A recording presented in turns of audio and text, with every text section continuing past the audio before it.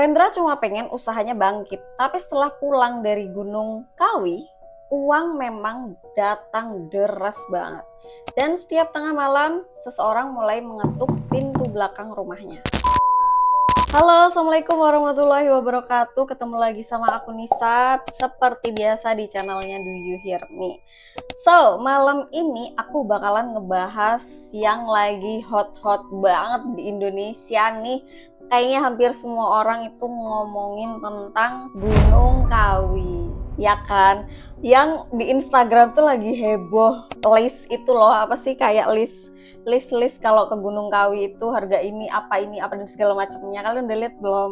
Aku udah lihat tahu, harganya 20 juta katanya dapat uang goib 10 M. Jujur aku agak kaget dan aku agak kayak cukup menggiurkan ya sepertinya. Tapi guys, tempat yang dipercaya sebagian orang biasanya itu mendatangkan keberuntungan dan juga kekayaan. Tapi di balik harapan itu ada kisah tentang seorang pria yang kita panggil aja namanya adalah Mas Rendra. Kita panggil aja Rendra, yang memilih jalan pintas demi menyelamatkan usahanya. Gimana tuh ceritanya? Awalnya mungkin semuanya terasa seperti keajaiban, sampai satu persatu kejadian aneh mulai menghantui rumahnya. Jadi, daripada kita berlama-lama, mari kita mulai ceritanya. Do you hear me? Maka kamu mendengar ceritaku. Let's go.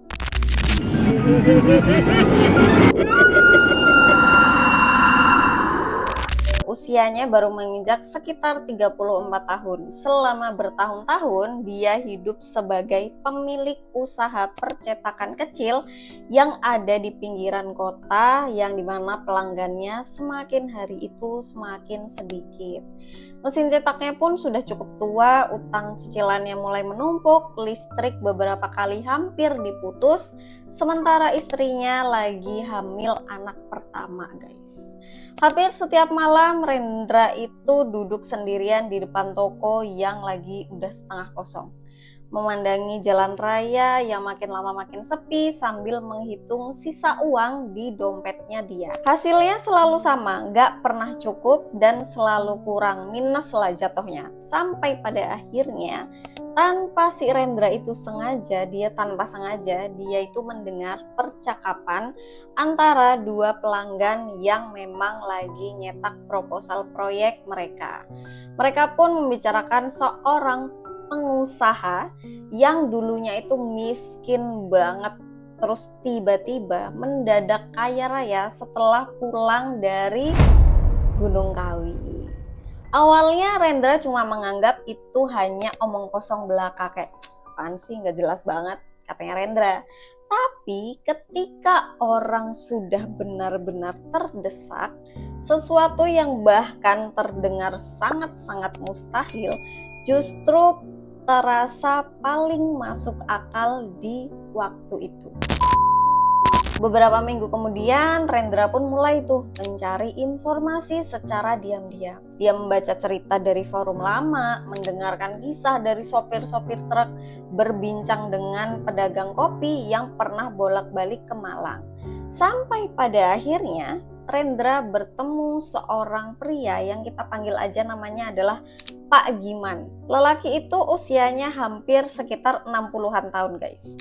Tubuhnya kurus, kulitnya cukup legam atau eksotis orang Indonesia, dan matanya selalu seperti sedang memperhatikan sesuatu yang nggak bisa dilihat sama orang lain. Pak Giman nggak pernah mengaku sebagai dukun, tolong digarisbawahi. Tapi dia cuma bilang kalau dirinya sering nganterin orang-orang yang punya niat tertentu ke Gunung Kawi itu. Apa semua orang pulang bawa keberuntungan, Pak? Tanya Rendra waktu itu. Giman pun cuma tersenyum tipis. Semua memang bawa pulang sesuatu, Mas, tapi nggak semua yang dibawa itu ya rezeki. Katanya sih Giman. Jawaban itu seharusnya cukup menjadi peringatan buat si Rendra. Sayangnya Rendra kayaknya nggak dengar tuh bagian akhirnya. Jadi dia cuma dengar bagian memang bawa pulang sesuatu aja. Nah, Karena di situ Rendra itu udah terlalu tenggelam dalam rasa putus asa, ya udah dia mencobalah jalan ke dunia hitam itu, guys. Perjalanan menuju Gunung Kawi dilakukan pada malam Jumat Legi. Jalan menuju kawasan pegunungan itu pun terasa berbeda dibanding jalan ke wisata biasa yang lainnya. Semakin dekat, udara menjadi lebih dingin. Kabut turun perlahan menutupi pepohonan pinus yang berdiri rapat di kiri dan kanan jalan. Bau tanah basah bercampur harum dupa pun mulai tercium, bahkan sebelum mereka itu sampai di area parkir di daerah Gunung Kawi itu. Lampu-lampu kuning redup menggantung di beberapa sudut, memantulkan cahaya samar ke jalan berbatu yang mulai licin sama embun.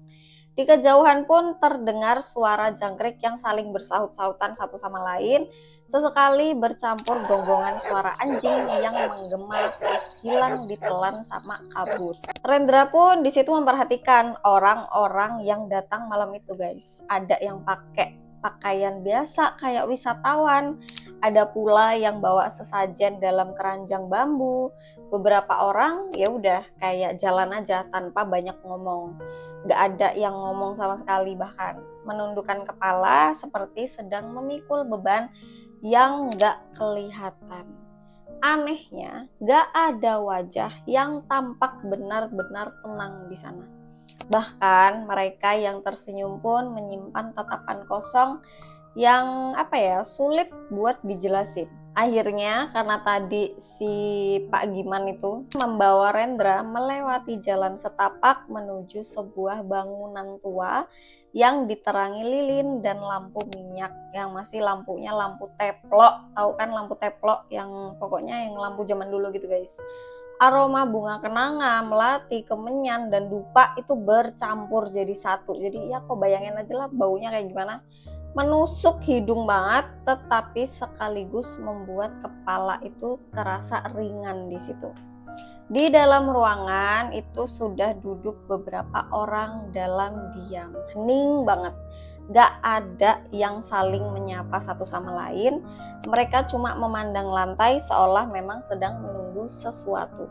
Seorang lelaki tua berjubah hitam memasuki ruangan tanpa suara. Rambutnya udah putih semuanya, wajahnya udah banyak keriputnya, tetapi sorot matanya sangat-sangat tajam. Dia nggak memperkenalkan diri, dia nggak nanya namanya, seolah semua yang datang memang sudah diketahui tujuannya apa. Ya buat apa lagi kalau nggak buat cari itu. Suara lelaki tua itu pelan, tapi setiap katanya itu kedengeran jelas banget. Kayak dia cuma ngomong, semua orang datang ke sini karena ingin hidupnya berubah. Tapi perubahan selalu meminta harga. Rendra pun di situ pas dengar kata-kata itu dia nelen ludah. Prosesi pun dimulai menjelang tengah malam, guys. Lilin-lilin mulai dipadamkan satu persatu sampai ruangan itu cuma diterangin beberapa batang dupa yang menyala merah di ujungnya. Asap tipis pun memenuhi udara dan membuat bayangan dari setiap orang tampak bergoyang di dinding kayu tua. Rendra diminta memegang selembar kain putih yang udah diberi sama bunga 7 rupa.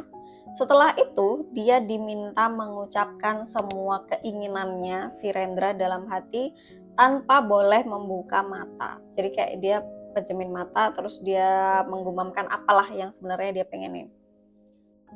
Awalnya nggak terjadi apa-apa, tapi tiba-tiba perlahan suhu ruangan di dalam ruangan itu pun berubah. Udara yang tadinya dingin banget mendadak kerasa hangat. Nafas Rendra pun jadi semakin berat di situ kan. Jantungnya berdetak jauh lebih cepat, jadi kayak dari balik kelopak matanya yang tertutup, dia merasa seperti ada seseorang yang berdiri sangat-sangat dekat di depannya dia. Bau bunga perlahan berubah menjadi aroma anyir seperti darah yang udah lama kering, guys. Tanpa sadar, di situ Rendra penasaran. Dia bukalah matanya dia. Di depannya ya nggak ada siapa-siapa. Tapi di sudut ruangan itu, tepat di belakang lelaki tua yang berjubah hitam, berdiri sosok perempuan berkebaya lusuh banget.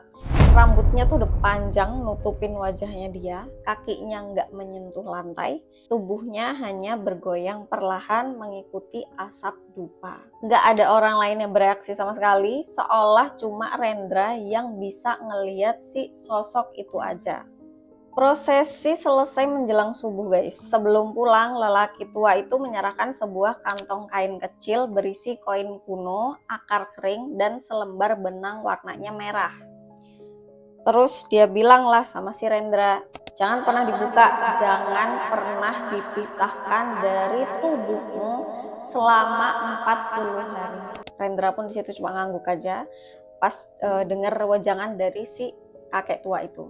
Sejak malam itu guys, setelah dia pulang itu dari Gunung Kawi, hidupnya pun benar-benar berubah. Dalam waktu kurang dari 2 bulan, pesanan percetakannya pun meningkat berkali-kali lipat. Tiba-tiba sebuah perusahaan besar menunjuk usahanya sebagai vendor tetap. Mesin-mesin baru datang, utangnya lunas, rumahnya direnovasi, mobil yang dulu cuma bisa dilihat dari brosur akhirnya terparkir di garasi rumahnya Rendra. Semuanya di situ terasa terlalu mudah, atau yang kalau kita bilang adalah too good to be true, ya kan pastinya.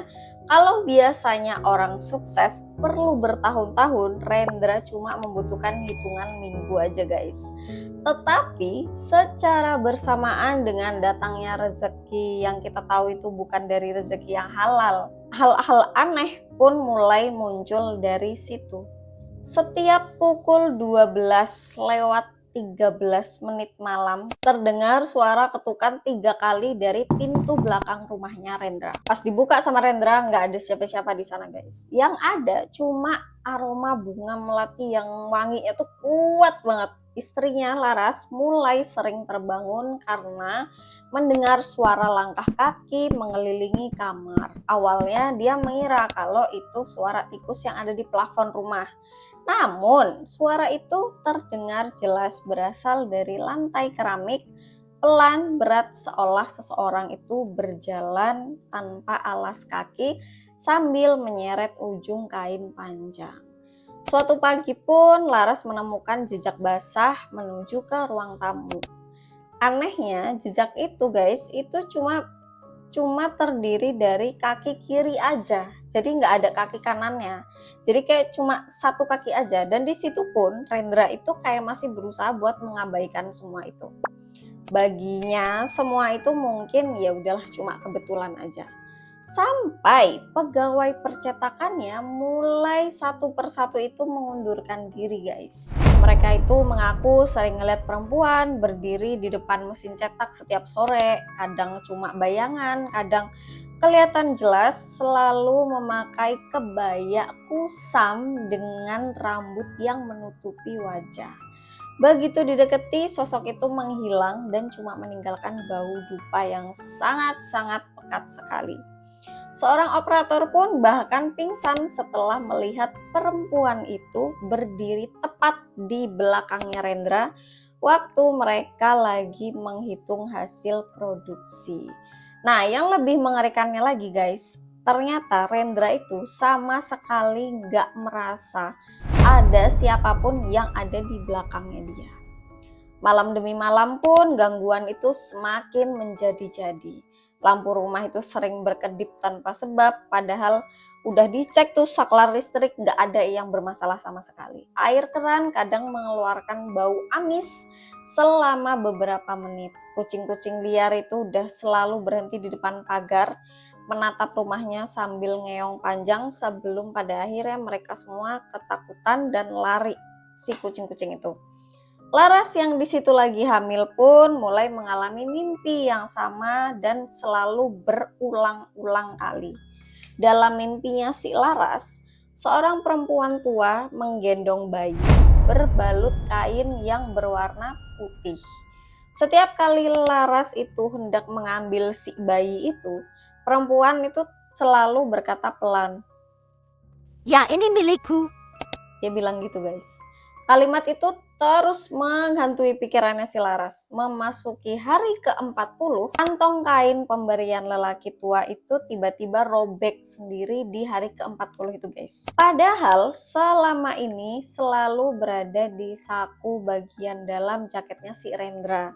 Jadi selalu dia masukin ke dalam jaket, tapi tiba-tiba robek. Koin kuno itu jatuh ke lantai dan benang merahnya itu putus. Akar keringnya sudah berubah menjadi serbuk hitam yang mengeluarkan bau yang busuk banget dan itu nyengat banget baunya.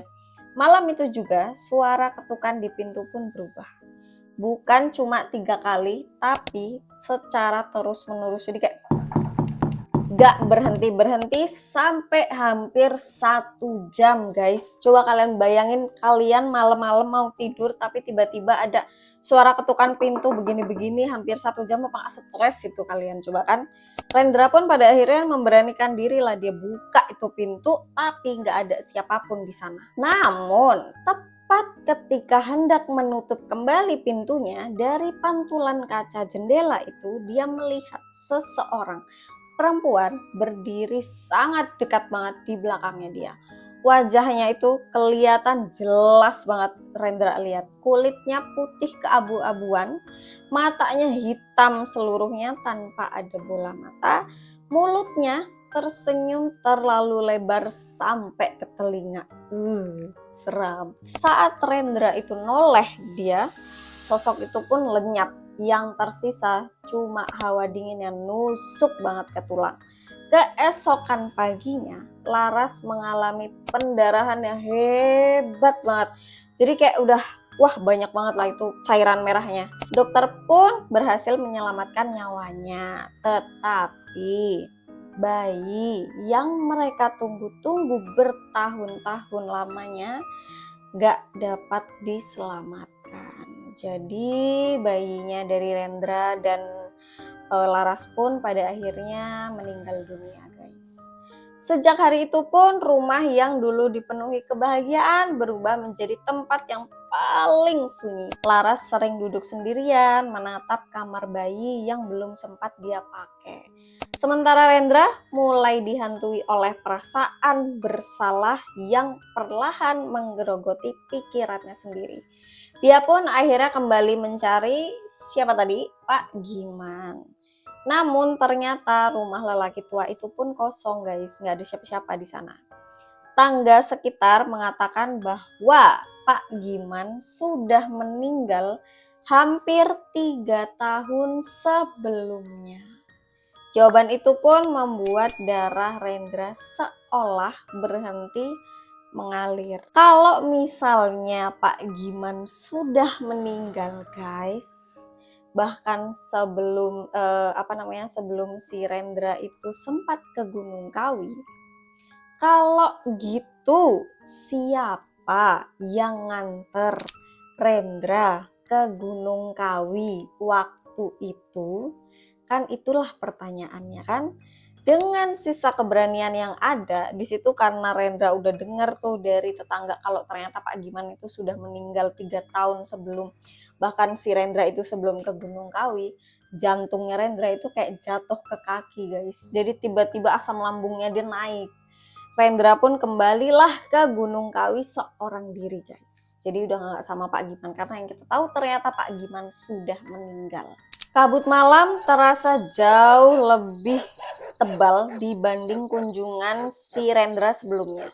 Jalan setapak yang dulu rame kini nyaris kosong sama sekali. Suara serangganya tiba-tiba mendadak berhenti ketika dia melewati sebuah pohon beringin tua yang akarnya menjuntai sampai menyentuh tanah. Di bawah pohon itu pun berdiri lelaki tua berjubah hitam yang pernah memimpin ritual yang waktu Rendra itu malam-malam buat nyari itu. Tanpa terkejut sedikit pun, lelaki tua itu berkata sangat-sangat pelan sekali guys. Kamu datang untuk mengambil kembali permintaanmu. Rendra mengangguk sambil nahan nangis.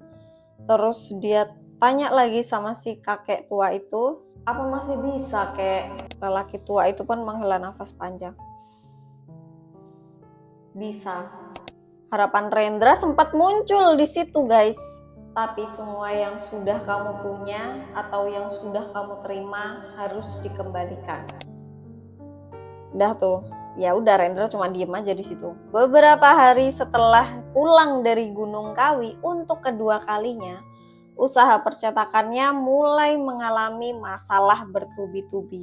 Mesin baru rusak secara bersamaan, klien besar batalin kontraknya dia, rekeningnya Rendra diretas sama orang asing, gudangnya itu kebanjiran akibat saluran air yang jebol, mobilnya hilang dicuri orang, dan semua keuntungan yang dulu dengan cepat kini menghilang lebih cepat lagi, kayak tiba-tiba maksud semuanya itu dalam satu waktu yang sama. Jadi kayak udah jatuh tertimpa tangga, guys. Anehnya, bersamaan dengan hilangnya semua harta yang dia punya itu, gangguan di rumah pun perlahan mulai berhenti. Gak ada lagi suara langkah kaki, gak ada lagi ketukan tengah malam, gak ada lagi aroma melati yang muncul tiba-tiba. Rumah pun kembali sunyi sekali. Namun, kesunyian itu pun membawa luka yang jauh lebih berat lagi, guys. Karena Rendra kehilangan hampir seluruh harta yang selama ini dia punya. Dia juga kehilangan anak yang bahkan belum sempat lahir ke dunia. Dan pada akhirnya pun setelah itu semuanya, atau setelah semua yang terjadi sama si Rendra, beberapa tahun kemudian Rendra kembali membuka percetakan kecil dari nol. Tokonya sederhana, mesin-mesinnya bekas, tetapi setiap pelanggan dilayani dengan sabar. Gak ada lagi keinginan menjadi kaya dalam semalam, gak ada lagi mimpi-mimpi untuk mencari jalan pintas secara instan. Di dinding belakang tokonya hanya tergantung sebuah bingkai kecil yang bertuliskan, rezeki yang datang perlahan seringkali jauh lebih aman daripada keberuntungan yang memaksa tak. Setiap kali ada orang yang mengeluh soal ekonomi lalu bercanda pengen cari pesugihan ke Gunung Kawi, Rendra pun cuma tersenyum hambar. Dia gak pernah melarang, dia juga gak pernah menceritakan semuanya secara lengkap. Dia cuma mengatakan satu kalimat yang selalu diingatnya sejak malam pertama bertemu lelaki tua berjubah hitam itu. Semua orang bisa meminta, tapi sedikit sekali yang siap membayar harga sebenarnya. Seperti yang kita tahu, namanya pesugihan itu akan selalu mencari tumbal apa, guys? Ya betul sekali, tumbal manusia. Itu ya aku nggak tahu ya, jujur mungkin nggak terlalu banyak. Ya mungkin ada pesugihan yang nggak minta tumbal manusia, tapi tetap aja itu namanya bersekutu sama setan. Jadi udah nggak usah, guys. Dan setiap kali kalimat itu selesai diucapkan, entah hanya perasaannya aja atau memang nyata, sesekali masih tercium aroma bunga melati bercampur dupa dari sudut ruangan, lalu menghilang begitu saja, seolah memang mengingatkan bahwa ada beberapa pintu yang sekali dibuka, bekasnya nggak akan pernah benar-benar hilang dari hidup seseorang. Rendra akhirnya memahami bahwa nggak ada kekayaan yang datang tanpa konsekuensi, guys. Jalan pintas mungkin terlihat menggiurkan sekali saat hidup terasa sangat-sangat terdesak. Tapi harga yang harus dibayar itu jauh lebih besar daripada yang kita bayangkan. Semoga cerita ini bisa menjadi pengingat bahwa rezeki yang datang dengan cara yang baik dan proses yang jujur akan selalu lebih menenangkan hati kita, guys. Ya walaupun mungkin nggak bisa kayak yang ber-MM per hari itu, tapi paling enggak kita bisa lebih tenang karena hasil dari rezeki dan juga hasil kerja keras yang lebih jujur dan lebih berkah, begitu kan? Nah, gimana nih menurut kalian tentang cerita malam ini? jujur aku juga nggak tahu sih harus ngomong apa ya, maksudnya di zaman sekarang gitu mungkin masih banyak yang pakai pesugihan tumbal kayak gitu pun ya kita tahu lah lagi rame-rame banget kan podcast si asisten itu tentang si ini yang ada di Gunung Kawi ya dan segala macamnya itu kan berarti memperlihatkan bahwa in this era di tahun 2026 ini pun masih banyak orang yang menggunakan hal-hal seperti itu.